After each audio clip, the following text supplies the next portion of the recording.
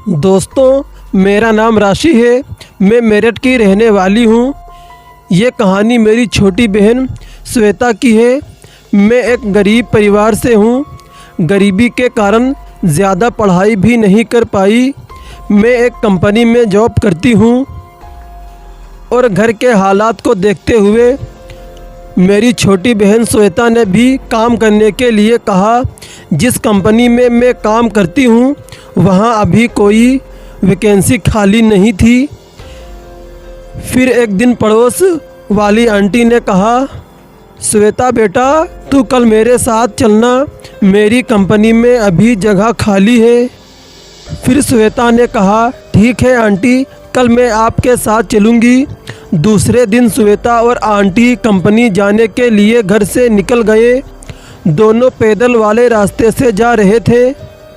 वहीं रास्ते में रेलवे क्रॉसिंग भी पड़ी थी।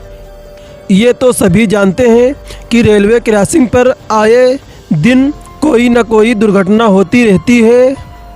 फिर श्वेता शाम को घर आई तो मैंने पूछा, श्वेता मेरी बहन जॉब मिली या नहीं मिली?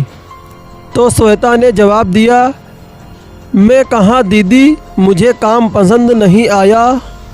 फिर मैंने कहा, कोई बात नहीं, अगर काम पसंद नहीं आया तो रहने दो, कोई दबाव नहीं है।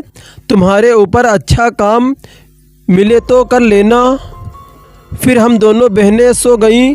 रात को श्वेता की तबीयत अचानक से ख़राब हो गई। उसका शरीर बुखार से तप रहा था। मैंने टॉर्च ढूंढी और उसके लिए दूसरे कमरे से दवाई लेके आई और उसे जगाने लगी। वो उठते ही बहुत ज़ोर से रोने लगी। फिर मैंने श्वेता से पूछा, श्वेता क्या बात है, तुम्हें दर्द हो रहा है क्या? तो उसने कोई जवाब नहीं दिया, बस रोती ही जा रही थी। मैंने फिर पूछा, श्वेता क्या हुआ है? फिर अब भी उसने कोई जवाब नहीं दिया, लगातार रोए ही जा रही थी। आज मुझे बहुत चिंता होने लगी कि ना ये कुछ बोल पा रही है और ना दवाई ले रही है, बस रोए ही जा रही है। आखिर इसको ऐसी क्या परेशानी है? फिर जैसे तैसे करके वो रात गुजर गई। सुबह हुई, मम्मी चाय लेकर हमारे कमरे में आई तो मैं उनको सोती दिखी। मम्मी ने मुझे जगाया और कहा, राशि बेटा, काम पर नहीं जाना है क्या तुमको? इतनी देर तक सो रही हो तुम? मम्मी की बात सुनकर मैंने कहा, आज मैं जॉब पर नहीं जा रही हूँ, श्वेता को डॉक्टर के पास लेके चलेंगे। ये रात बहुत रो रही थी, इसका शरीर भी बुखार से तप रहा था। मम्मी ने कहा, ठीक है, तुम नाश्ता कर लो, फिर हम डॉक्टर के पास चलेंगे। फिर नाश्ता करने के बाद मैं और मम्मी डॉक्टर के यहाँ जाने के लिए तैयार हो गए। मैं श्वेता के कमरे में गई और उसे तैयार होने के लिए कहा।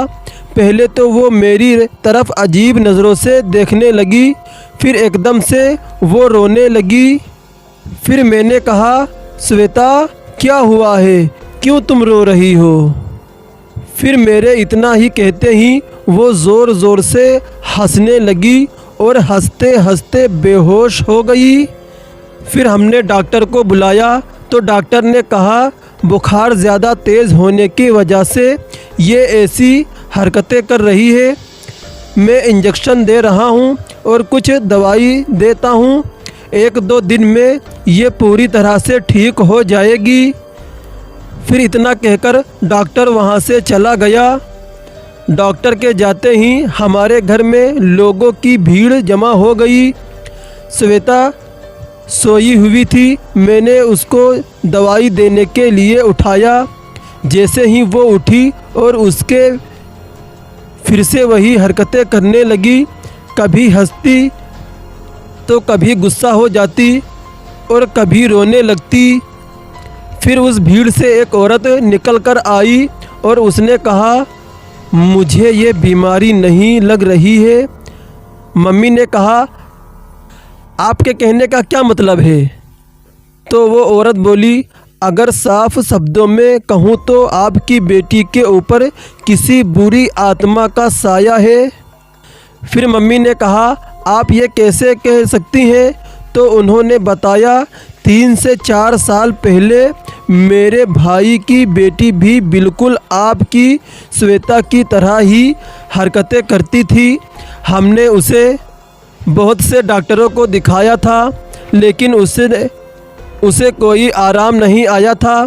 फिर हम उसको एक बाबा जी के पास लेकर गए थे, तब जाकर के वो ठीक हुई थी और अब वो एकदम ठीक है। फिर मम्मी ने कहा, आप इस युग में भी इन भूत प्रेत जैसी बातों पर विश्वास करती हैं? ये सरासर अंधविश्वास है और कुछ नहीं। तो उस औरत ने कहा, देखिए, ये बात मेरे विश्वास या अंधविश्वास की नहीं है, बात है आपकी श्वेता बेटी की ज़िंदगी की। और कहीं ऐसा ना हो कि इसे कुछ हो जाए तो आप अपने आप को कभी माफ़ नहीं कर पाएंगी। मैंने कहा, मम्मी, जो ये आंटी कह रही हैं, वहाँ श्वेता को दिखाने में हर्ज ही क्या है हमारी? तो मम्मी ने कहा, राशि बेटा, तू भी इनकी बातों पर विश्वास कर रही है? मैंने कहा, मम्मी, बस हमारी श्वेता ठीक होनी चाहिए, चाहे हमें इसके लिए कहीं भी जाना हो, जिसको भी दिखाना हो दिखाएंगे। फिर मम्मी ने मेरी बात मान ली और उस औरत से कहा, आपके भाई की बेटी को आपने कहाँ दिखाया था? आप हमें भी वहाँ ले चलिए, हम भी चलेंगे अपनी बेटी को लेकर। फिर उन आंटी ने कहा, आप मेरे साथ चलो, मैं आपको लेकर चलती हूँ। मैं मम्मी पापा और आंटी श्वेता को लेकर उस गांव में पहुँचे जहां वो बाबा रहते थे।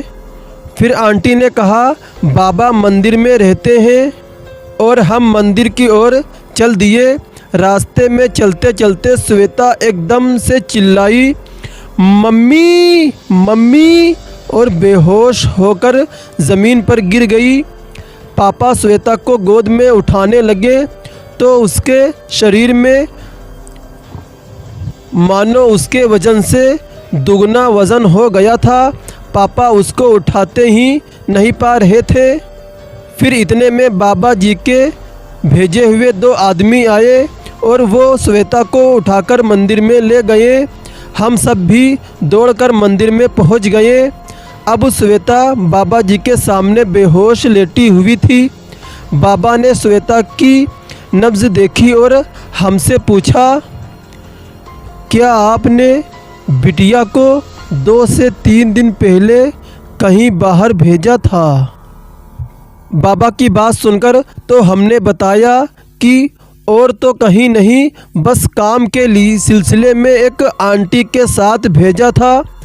इस पर बाबा ने कहा, परेशानी वहीं से शुरू हुई है, लेकिन आप चिंता ना करें, बिटिया एकदम ठीक हो जाएगी। और एक काला धागा दिया और कहा, इसको बिटिया के गले में बांध देना, और जब तक पूरी तरह बिटिया ठीक ना हो जाए इसके गले से ये धागा मत उतारना। फिर हमने वो धागा श्वेता के गले में बांध दिया। धागा बांधते ही वो होश में आ गई और कहने लगी कि मुझे घर जाना है, मुझे घर जाना है। फिर हम सब लोग घर आ गए। अब जो मैं आपको बताने जा रही हूँ उसे सुनकर आप हैरान रह जाएंगे या यकीन ही नहीं कर पाएंगे। हम लोगों में से कोई ना कोई श्वेता के पास रहता, ज़्यादातर मैं ही रहती। अगर थोड़ी देर के लिए भी श्वेता के पास से उठकर चली जाती तो वो ज़ोर ज़ोर से चिल्लाती और चीखती और बेहोश हो जाती। और जब हम उसके पास जाते तो उसके गले में धागा नहीं होता था। उस धागे को हम लोग ढूंढ ढूंढ कर उसके पहनाते और उसे होश आ जाता। कई दिनों तक धागा अपने आप ऐसे ही गले से निकल जाता। फिर एक दिन मैंने मम्मी से कहा, मम्मी श्वेता के गले का धागा रोज़ अपने आप निकल जाता है, क्यों ना इसमें और गांठें लगाकर इसे इतना छोटा कर दें कि फिर गले से निकल ही ना पाए। मम्मी ने ऐसा ही किया। गांठें लगाकर बहुत सारी गांठें लगा दी। अब हमें लगा कि उसके गले से धागा नहीं निकलेगा, लेकिन हम सभी के होश ही उड़ गए जब हमने देखा कि धागा फिर से गले में नहीं है। फिर एक बार के लिए तो हमें ऐसा लगा कि श्वेता ने ही गांठ खोलकर धागा निकाल दिया होगा, लेकिन जब धागे को ढूंढा तो देखा कि गांठें तो वैसे की वैसी ही लगी हैं जैसे मम्मी ने लगाई थी। अब सोच में पड़ गए कि बिना गांठ खोले धागा गले से कैसे निकल सकता है। फिर ध्यान आया कि बुरा साया तो कुछ भी कर सकता है। फिर जब हम श्वेता के पास होते तो वो कहती, 2 डरावनी शक्ल की औरतें सामने वाली छत पर बैठी हुई रहती हैं और मुझसे कहती हैं, अब हम तुम्हें नहीं छोड़ेंगे। वो औरतें, डरावनी औरतें मुझसे यही कहती हैं। श्वेता के मुंह से ये बात सुनकर मेरे तो होश ही उड़ गए। फिर हमने ये सारी बात बाबा जी को बताई। उन्होंने कहा कि जब उन बुरी शक्तियों ने मेरे दिए हुए धागे को बार बार निकाला है, इसका मतलब है वो बहुत शक्तिशाली है और आपकी बेटी की जान को खतरा है। तो मम्मी ने कहा, बाबा आप इसका क्या उपाय है? कोई उपाय हमको बताइए, क्या हमारी श्वेता कभी ठीक नहीं हो पाएगी? बाबा कुछ तो बताइए। तब बाबा ने बताया कि अब इसका एक ही इलाज है। अब बिटिया को बालाजी लेकर जाया जाए, जो कि भूत प्रेत के लिए ही जाना जाता है, और वहाँ पर कोई बाबा या कोई इंसान प्रेत योगी को नहीं देखता, सिवाय बालाजी ही भूत प्रेत को मार मार कर भगाते हैं। फिर बाबा के कहने पर हम श्वेता को बालाजी लेकर चले गए। वहाँ लंबी लंबी कतारें लगी थीं। हम सब कतार में खड़े हो गए। अचानक से न जाने श्वेता को क्या हुआ, 2 मंदिर की तरफ दौड़ी। श्वेता मंदिर की तरफ दौड़ती जा रही थी। उसके पीछे पीछे हम भी दौड़ने लगे। जैसे ही हम उसके पीछे दौड़ रहे थे, तभी रास्ते में हमें एक आदमी मिला और उसने कहा, अरे आप लोग इसके पीछे मत दौड़िए, इसके पीछे आप लोग बिल्कुल भी मत दौड़िए। और इस लड़की को प्रेत आत्माओं ने अपने कब्ज़े में किया हुआ है, इसलिए वो ऐसे भाग रही है। इसके अंदर बैठी आत्मा को बालाजी मार मार कर भगा रहे हैं, इसलिए ये लड़की भाग रही है। और अब आप लोग समझ लीजिए कि आपकी बेटी ठीक हो गई है। फिर दोस्तों, बालाजी जाने के बाद ही श्वेता एकदम से ठीक हो गई और अब वो एकदम ठीक है। उसको कोई भी परेशानी नहीं है, उसके ऊपर कोई भी साया या चुड़ैल नहीं है, और वो एक बहुत ही अच्छी कंपनी में जॉब भी कर रही है। दोस्तों, एक बार तो मुझे ये लगा कि हमारी श्वेता अब कभी ठीक नहीं हो पाएगी, लेकिन मैं ये भूल गई थी कि इस दुनिया में हर समस्या का इलाज है। दोस्तों, कहानी कैसी लगी प्लीज़ हमें कमेंट करके ज़रूर बताएं।